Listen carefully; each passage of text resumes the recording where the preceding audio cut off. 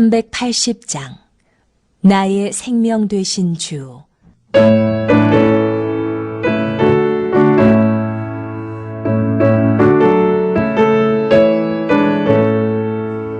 나의 생명 되신 주, 주님 앞에 나갑니다. 주의 흘린 보혈로 정케하사 받아주소서. 날마다 주를 찬송하겠네. 주의 사랑 줄로서 나를 굳게 잡아 매소서. 괴로운 세상 지낼 때 나를 인도하여 주소서. 주를 믿고 나가면 나의 길을 잃지 않겠네. 날마다 주를 찬송하겠네. 주의 사랑 줄로서 나를 굳게 잡아 매소서.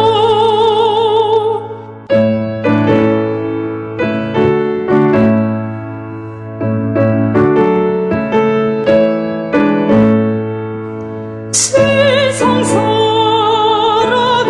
때에 주를 더욱 사랑합니다. 밝고 빛난 천국에 나의 영혼 들어가겠네. 날마다 주를 찬송하겠네. 주의 사랑 줄로서 나를 굳게 잡아 매소서.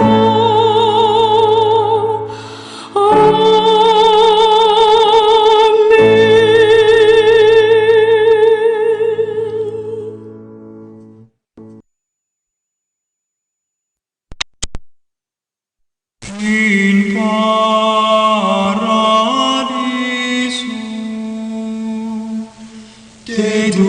dedicante angeli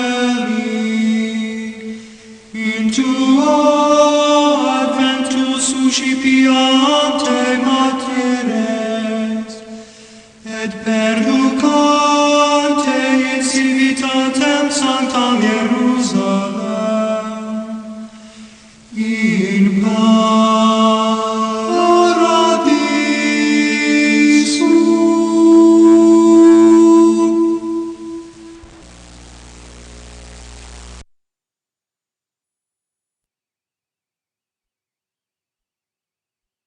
아브라함이 거기서 네게브 땅으로 옮겨가 가데스와 술 사이 그랄에 거류하며 그의 아내 사라를 자기 누이라 하였으므로 그랄 왕 아비멜렉이 사람을 보내어 사라를 데려갔더니 그 밤에 하나님이 아비멜렉에게 현몽하시고 그에게 이르시되 네가 데려간 이 여인으로 말미암아 네가 죽으리니 그는 남편이 있는 여자임이라. 아비멜렉이 그 여인을 가까이 하지 아니하였으므로 그가 대답하되 주여 주께서 의로운 백성도 멸하시나이까. 그가 나에게 이는 내 누이라고 하지 아니하였나이까. 그 여인도 그는 내 오라비라 하였사오니 나는 온전한 마음과 깨끗한 손으로 이렇게 하였나이다. 하나님이 꿈에 또 그에게 이르시되 네가 온전한 마음으로 이렇게 한 줄을 나도 알았으므로 너를 마간에게 범죄하지 아니하게 하였나니 여인에게 가까이 하지 못하게 함이 이 때문이니라. 이제 그 사람의 아내를 돌려보내라. 그는 선지자라. 그가 너를 위하여 기도하리니 네가 살려니와 네가 돌려보내지 아니하면 너와 네게 속한 자가 다 반드시 죽을 줄 알지니라.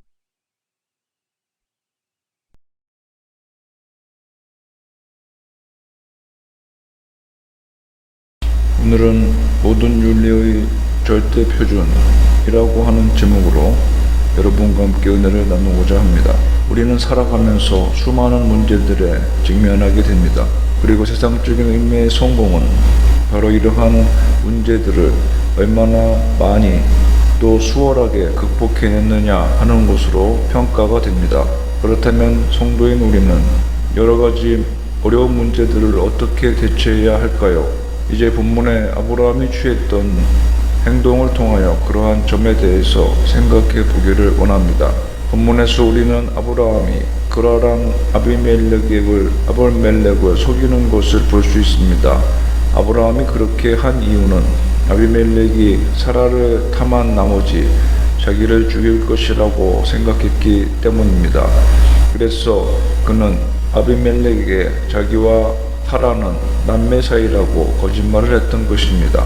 따라서 아브라함 정도의 굳건한 믿음을 가진 사람이라면 똑같은 잘못을 두 번 다시 저지르지 않을 수도 있었을 것입니다. 그러나 아브라함 역시 나약한 인간이었기에 똑같은 실수를 두 번씩 되풀이했고 이방인들에게 책망을 듣는 두려움을 당했던 것입니다. 그러면 오늘 본문의 이야기가 우리에게 주는 교훈은 무엇일까요? 먼저 성도는 하나님에게서 멀어질 때 실패하는 삶을 살게 된다는 것입니다. 본문 1절을 보면 아브라함은 헤브론 마므레 숲을 근처에서 살다가 무슨 이유에서인지는 몰라도 약속의 땅 가나안을 떠나 남방 그랄 땅으로 이주합니다. 그리고 그랄 이주 직후 그랄 사건, 곧 아브라함이 그의 아내 사라를 누이라고 속였다가 아비멜렉의 첩으로 빼앗길 뻔했던 사건이 발생하게 된 것입니다. 이것은 24년 전에 아브라함이 가나안을 떠나 애굽으로 이주했을 때의 실수의 재현이었습니다. 결국 이러한 사실은 성도가 하나님의 말씀과 하나님의 품을 떠나 세상으로 향하여 갈 때 실패하는 삶을 살 수밖에 없다는 교훈을 우리에게 보여주고 있습니다. 이 세상은 악한 마귀가 공중 권세를 잡고 악의 세력이 범람하고 있는 세상입니다. 그리고 성도 스스로는 이들의 공격을 이길 힘이 없습니다. 따라서 성도가 승리하는 삶을 살려면 비록 아무리 어려운 상황에 처한다 할지라도 오직 하나님만을 의지하고 바라보며 그의 약속의 말씀 위에 굳게 서야만 하는 것입니다. 성도는 하나님의 품 안에 있을 때 가장 안전하며 성공적인 삶을 살 수가 있기 때문입니다. 성도 여러분, 지금 공경에 처해 있습니까? 하나님을 더 가까이 하시고 그를 의지하시기 바랍니다. 또한 성공적인 삶을 살고 있습니까? 더욱더 하나님의 약속의 말씀 위에 굳게 서시기 바랍니다. 여호수아 1장 8절에는 율법책을 내 입에서 떠나지 말게 하여 주야로 그것을 묵상하고 그 가운데 기록한 대로 다 지켜 행하라. 그리하면 내 길이 평탄하게 될 것이라. 내가 형통하리라. 라고 형통의 비결에 대해서 하나님께서 친히 말씀해 주시고 계십니다. 또한 우리의 참된 약속의 기업은 하늘에 있음을 보여줍니다. 앞에서 이미 말씀드린 바로 아브라함은 무슨 이유에서인지 몰라도 약속의 땅 가나안을 떠나서 블레셋 땅 그랄로 이주하였습니다. 아브라함이 이처럼 약속의 땅을 뒤로하고 그랄로 이주한 이유에 대해서 여러 가지로 추측해 볼 수 있습니다. 그중 가장 가능한 추측은 과거 애굽으로 이주할 때와 같이 가나안에 기근이 들었기 때문일 것입니다. 그러나 그 이유가 무엇이든지 간에 아브라함이 하나님의 약속에도 불구하고 가나안 땅에 영구히 정착하여 뿌리를 내리지 못하고 이리저리 거주지를 옮겨간 사실은 결국 성도들이 이 땅 어디에서도 참된 안식과 평화를 얻을 수 없다는 것을 강력히 교훈해 주고 있습니다. 그리고 이것은 모든 믿음의 사람들이 얻기를 추구하고 소망하여야 할 참 약속의 땅은 이 땅에 속한 가나안이 아니라 가나안이 예표하는 저 하늘 위에 있는 영적 가나안, 곧 천국이라는 사실을 강력하게 교훈해 주고 있는 것입니다. 참으로 성도들의 참된 소망과 참된 기업은 이 땅이 아니라 하늘에 속해 있는 것입니다. 이 땅에 속한 것은 그것이 무엇이든지 우리에게 참된 만족을 주지 못할 것입니다. 그런즉 여러분은 여러분의 소망을 삼을 때 눈을 들어 저 하늘을 바라보시기를 바랍니다. 거기에 영원하신 하나님과 그가 당신의 경외하는 자에게 주실 영원한 기업이 있는 것입니다.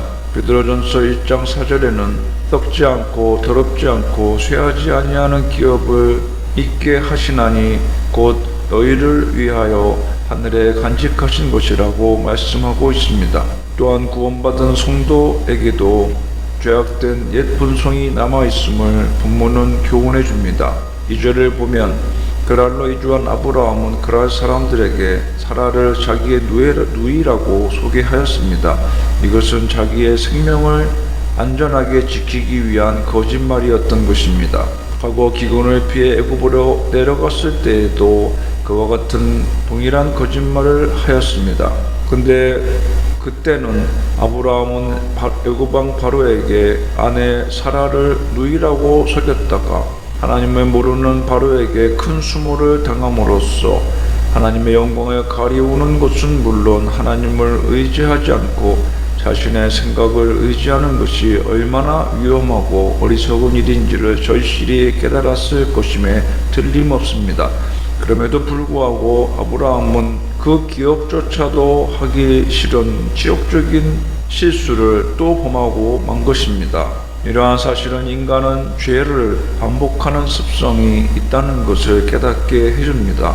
그러한 죄를 다시는 범하지 않겠다고 사람에게 약속한들 또다시 죄를 범하는 연약한 모습을 여지없이 보여줍니다. 그렇다면 왜 인간은 이처럼 죄를 반복하는 습성이 있을까요? 그것은 인간의 심령이 죄로 말미암아 부패해 있고 그로 말미암아 오염된 죄악된 본성이 인간을 지배하고 있기 때문인 것입니다. 그것은 성도들도 예외는 아닙니다. 물론 성도는 하나님의 은혜로 죄에서 구원받아 옛사람을 벗어버리고 새 사람이 된 사람들입니다. 그러나 우리가 죄로 오염된 육신을 입고 있는 사실 때문에 여전히 죄의 영향력 아래 놓여 있습니다.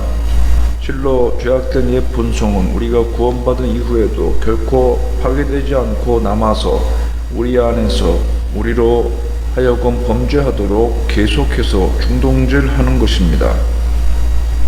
따라서 우리는 우리의 옛 본성을 쳐서 복종시키는 성화의 노력을 계속하지 않는다면 우리는 범죄하게 되고 결국 신앙의 실패자가 될 수밖에 없는 것입니다.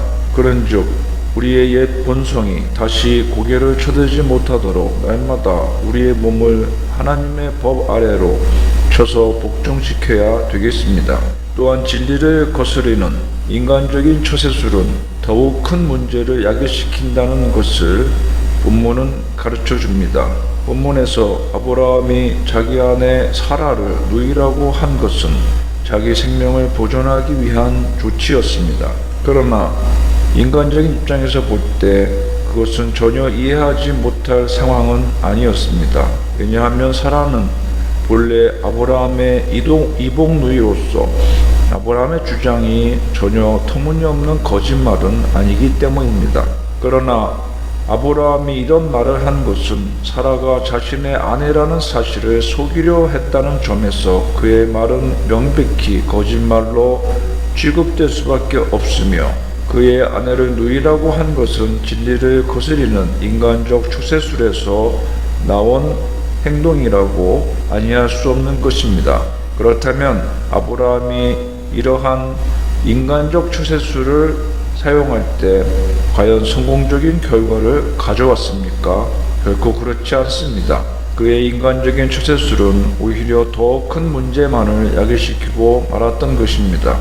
이러한 사실은 진리에서 떠난 인간적 처세술은 결코 선한 결과를 낳지 못하고 오히려 악한 결과만을 낳는다는 것을 잘 보여줍니다. 악은 악을 낳을 뿐더러 결코 선을 낳지 못하는 것입니다. 그러므로 어떤 어려운 문제에 봉착해 있더라도 결코 인간적이고 세속적인 방법으로 이를 해결하려고 하지 말아야 합니다. 오직 인간의 생사화복을 주관하시고 역사를 당신의 뜻대로 이끌어 가시는 하나님을 더욱 의뢰하고 하나님의 방법으로 해결하라고 하여야 합니다.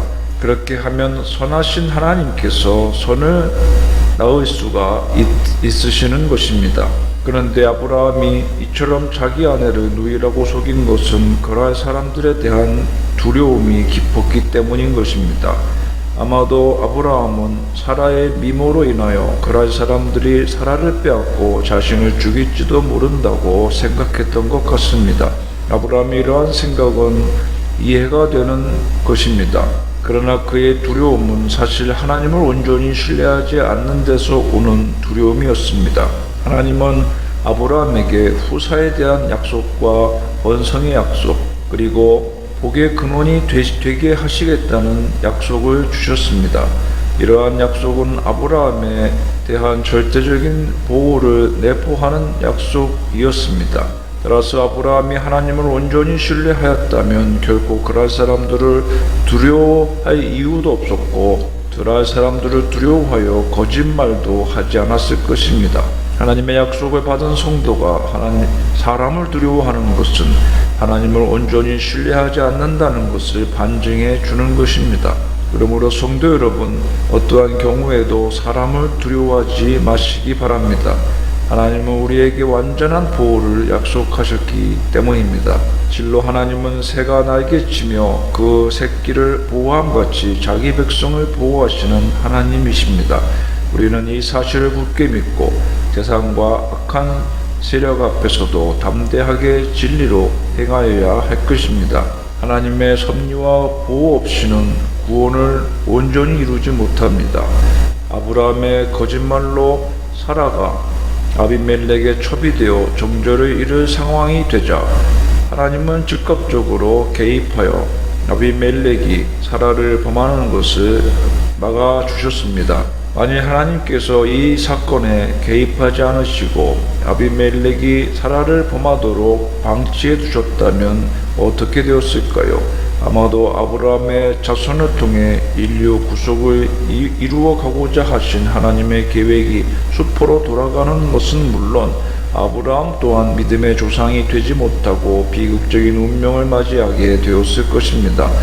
이러한 사실은 성도가 비록 하나님의 선택과 부르심을 받았다 할지라도 성도의 구원을 이루려는 하나님의 강권적인 섭리와 보호 없이는 구원을 온전히 이루지 못한다는 사실을 명백하게 교훈해 줍니다. 인간은 언제나 넘어지고 실패할 수밖에 없으나 그럼에도 불구하고 우리가 끝내 멸망하지 않고 구원을 온전히 이룰 수 있는 것은 택한 백성을 이처럼 구원하시려는 하나님의 강권적인 섭리와 보호의 결과인 것입니다. 그러므로 우리는 우리의 구원을 인하여 자신을 자랑하거나 교만해서는 안 되며 항상 하나님과 사람 앞에서 겸손한 삶을 살아야 하겠습니다. 또한 오늘 본문은 세상의 윤리는 완전하지 못하다는 사실을 보여줍니다. 본문 4절에 아비멜렉은 사라의 일로 인하여 꿈의 하나님으로부터 죽음의 경고를 듣고 하나님께 의로운 자를 멸하는 것이 합당치 못하다고 항변을 합니다. 아브라함이 이처럼 자신을 의로운 자라고 항변한 것은 그가 온전한 마음과 깨끗한 손으로 사라를 취했다고 생각하였기 때문입니다. 사실 고대 전제국가에서 왕이 결혼하지 않은 여자를 첩으로 취하는 것은 도덕적으로 아무런 문제가 되지 않았습니다. 그런 의미에서 아비멜렉이 관습대로 자신을 아브라함의 누이라고 소개한 사라를 자신의 첩으로 취하는 것은 정당했다고 할 수 있는 것입니다. 그러나 일부 다처가 당시 인간들의 윤리 기준이나 표준에는 합당하다 할지라도 일부 일처의 제도를 세우신 하나님의 기준에는 결코 합당하지 않은 풍습이었습니다. 이것은 세상의 윤리는 결코 완전하지 않다는 것을 교훈해 줍니다. 이는 세상의 윤리가 각 지역마다 조금씩 다르거나 상반된 것이 있다는 점이나 고대의 윤리 기준과 현대의 윤리 기준이 다르고 점차 그 기준이 변한다는 점으로 입증이 되는 것입니다. 따라서 우리는 세상 윤리를 최고의 선으로 맹신하거나 세상 윤리가 정한 선을 행함으로써 구원을 받고자 하는 어리석은 생각을 버려야 할 것입니다. 아울러 세상 윤리와 하나님의 윤리가 부딪힐 때에는 모든 윤리의 절대 표준이 되는 하나님의 윤리를 따라가야 할 것입니다. 성도 여러분, 부패한 성품을 가진 우리는 스스로의 능력으로는 도무지 거룩함이나 의를 이룰 수가 없으며 계속해서 죄와 허물을 쌓아갈 수밖에 없습니다. 따라서 우리 스스로는 구원의 소망을 가질 수 없고 멸망에 이르는 날만 기다려야 합니다. 그럼에도 불구하고 우리가 구원의 소망을 가질 수 있는 것은 우리 하나님께서 강권적으로 역사하셔서 우리를 지키시고 보호하시며 생명의 길로 인도하시기 때문입니다. 따라서 우리가 이 사실을 생각한다면 하나님께 영광과 찬송을 돌리지 않을 수가 없습니다. 그러므로 입을 열어 하나님의 구원하심과 인자하심을 늘 찬양하는 생활을 하여야 할 것입니다. 우리는 거할 것과 떠날 곳을 구별할 줄 알아야 합니다. 왜냐하면 만약 우리가 술좌석, 도박판, 음란한 장소 등에서 그대로 주저앉아 버린다면 그러한 습성이 스스로도 깨닫지 못하는 사이에 우리의 습관으로 굳어버리고 그것이 우리의 생애를 비참하게 만들 것이기 때문입니다. 우리는 지금까지 본문에 나타난 아브라함의 행위와 문제 해결을 도우시는 하나님에 대하여 살펴보았습니다. 참 신앙인의 자세가 어떠해야 하는지를 아브라함은 좋은 본보기가 되어서 보여줍니다. 결론적으로 말씀드리자면 신앙인은 어느 순간에도 믿음의 확신을 잃어서는 안 된다는 것입니다. 세상 윤리를 따라가는 행동이나 또는 세상의 처세술을 따라가는 것이 마치 지혜로운 세상살이인 양 생각하는 착각에서 빠져나와야 합니다. 왜냐하면 판단은 하나님께서 해주시는 것이기 때문입니다. 하나님은 의롭고 자비로우셔서 우리의 부패와 우리의 방패와 병기가 되어 주십니다.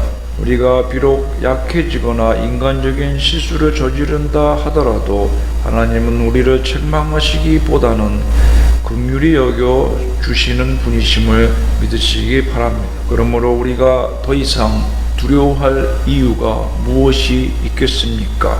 오늘날 코로나로 인해서 국가에서 소상공인들에게 지원금을 주고 있습니다. 이것을 버팀목 자금이라고 부릅니다. 건물을 지을 때는 항상 버팀목을 씁니다. 이것이 건물을 지을 때 당시에는 필요하나 나중에는 모두 다 제거가 되는 물체들입니다. 진정한 우리 인생의 버팀목이 무엇이겠습니까? 바로 주 예수 그리스도이심을 믿어야 할 것입니다. 오늘날 몇몇 사람들은 중심에 그리스도를 모시지 않고 자선운동을 열심히 하면 된다는 식으로 세상의 윤리를 따라 행합니다. 그러나 결국에는 중심에 그리스도께서 서 있지 않으면 이러한 우리가 믿었던 것들은 버팀목처럼 제거되어 사라지고 말 것입니다. 오직 든든한 버팀목은 사라지지 않는 내 안에 주 예수 그리스도께 있음을 굳게 믿고 오늘도 하나님의 약속을 의지하여 소망 되신 그리스도와 함께 힘차게 이겨나가시는 하루하루의 삶이 되시기를 주의 이름으로 축원합니다. 기도합시다. 하나님 아버지, 세상 윤리는 절대적인 것이 될 수가 없으며 오직 우리가 의지하고 바라보아야 할 분은 주 예수 그리스도 한 분밖에 없으며 확신한 것은 하나님의 약속의 말씀임을 깨닫고 아브라함의 실수를 거울 삼아서 우리는 더욱 하나님의 말씀 앞에서 굳건히 서고 하나님의 약속을 붙잡고 그리스도의 사랑을 의지하고 그 은혜를 소망하면서 나아가는 승리의 삶이 되게 하여 주시옵소서. 예수님의 이름으로 기도하옵나이다.